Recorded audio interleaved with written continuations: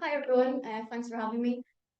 Yeah, the title of my talk was originally The Centre of Gender Ideology, Politics Imploding in Ireland, but we kind of set that a few months ago and things were slightly different and now yeah, I'm not so hopeful that it's imploding anymore. Yeah, so I'm just going to give some updates on what's been happening in Ireland recently.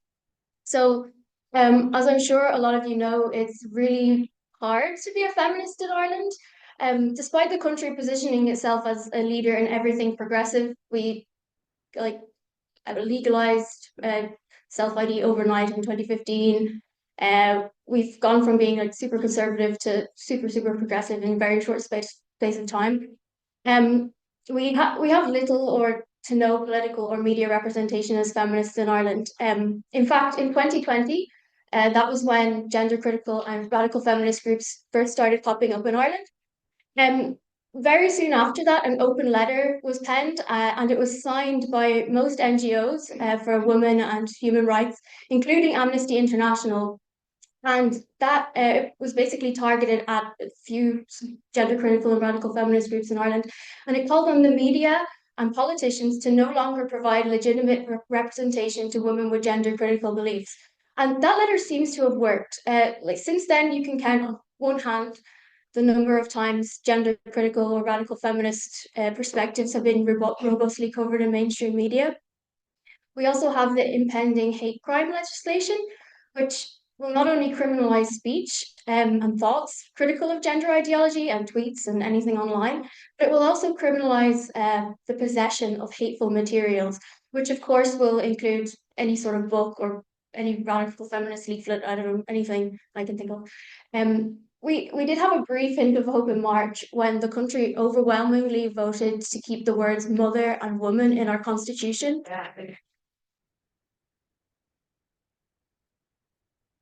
So that was the biggest failure of a referendum for the government in the history of the state. 77% of people voted against it. But that was because the people got to speak. In more recent developments show that the politicians and the media don't care about women at all in Ireland. So I'm just going to talk about the surrogacy bill that passed a few weeks ago. So a couple of weeks ago, we passed a law called the Health Assisted Human Reproduction Bill. This bill regulates fertility treatments and donor conception in the country for the first time. So there was no regulation of that in Ireland before. But because it's Ireland and we have to be the first and be the most progressive at everything, it also claims to regulate both domestic and international surrogacy. So this law is not only the most liberal in Europe, but it's also a global first. So until now, no other country in the world has attempted to regulate the use of surrogacy in other countries by its own residents.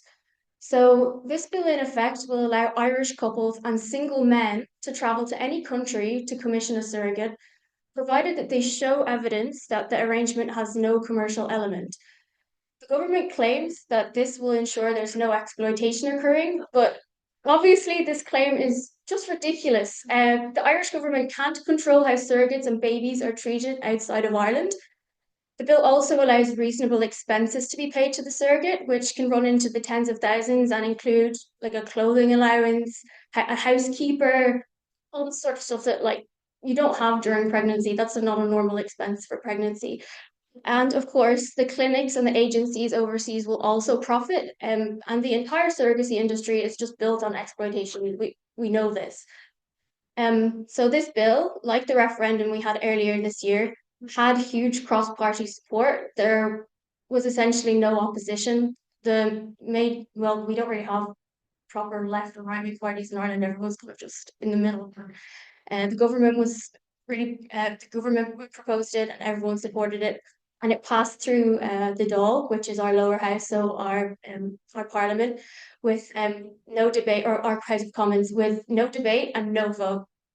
The bill was spearheaded by the Minister for Health, Stephen Donnelly, and a senator called Mary Siri Carney, who herself had purchased a baby through a surrogate in India 10 years ago. India went on to ban international surrogacy soon after her child was born.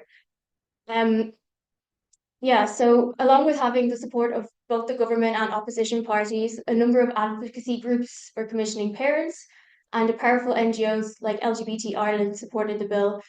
The National Women's Council also pledged to support access to surrogacy at their recent AGM. Critical media coverage was non-existent, with our national broadcaster RTE and all major newspapers instead choosing to promote surrogacy through puff pieces about Irish celebrities who have used surrogates.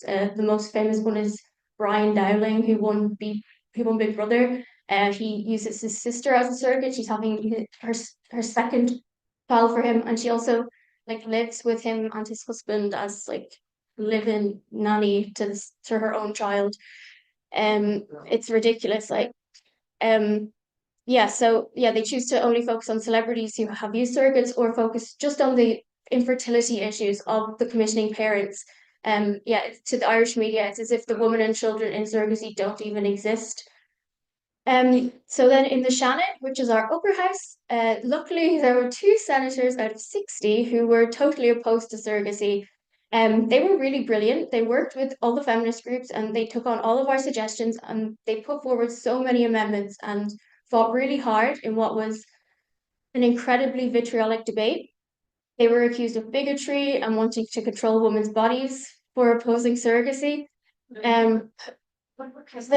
The pro-surrogacy politicians relied totally on emotion and personal stories to counter their arguments.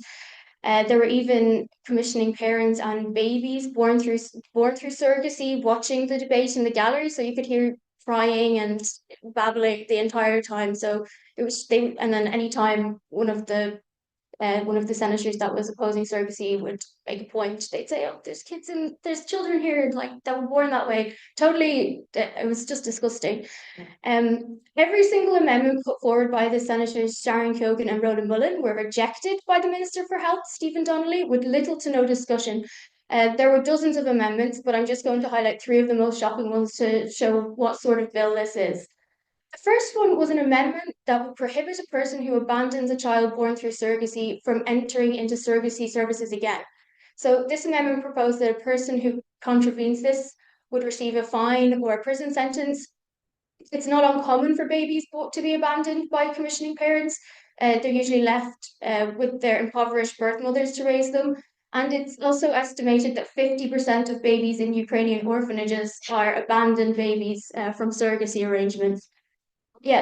This amendment was immediately rejected by the health minister with no discussion. I don't know why anyone would reject that. He also rejected an amendment to prevent those with child sexual abuse convictions from commissioning a surrogate.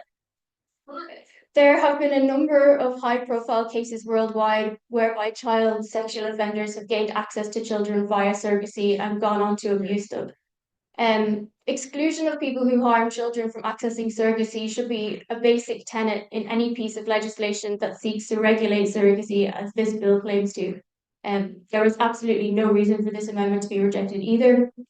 And the last one I'm going to highlight is an amendment that would have prevented single men from accessing surrogacy. This one was also rejected by the health minister. Allowing single men to purchase newborn babies goes against everything we know about child safeguarding and mother-infant bond. The minister was really offended by this amendment and told the Shannon that it is unacceptably discriminatory and extraordinarily offensive to suggest that single men should not avail of surrogacy. He conflated single men commissioning a surrogate to birth them a child with a single father who is raising a child alone due to bereavement or separation. It's just completely disingenuous. So the fact that the minister, the feelings of the men involved is more important than the well-being of the child. It really shows where the priorities in this bill lie. So this bill would also allow trans-identified men with a gender recognition certificate to access surrogacy services. The bill provides for the creation of a new birth certificate with commissioning parents' names on it, meaning that a man with a GRC may now legally be a mother in Ireland and listed as such on the child's birth certificate. So in the end, this bill was passed by something called the guillotine, which is basically an action which allows the Shannon to decide to skip to put a halt to the debate because they're tired of listening to it and skip the final 2 stages of the bill. So it was just passed with 5 people present, and they skipped the report stage and skipped the final stages. and the minister had all of the parents and the children born through surrogacy waiting outside the parliament for a big photo op. And yeah, that I suppose that just shows the state of democratic process in Ireland at the moment, and the state of Ireland for women. That's all I have to say.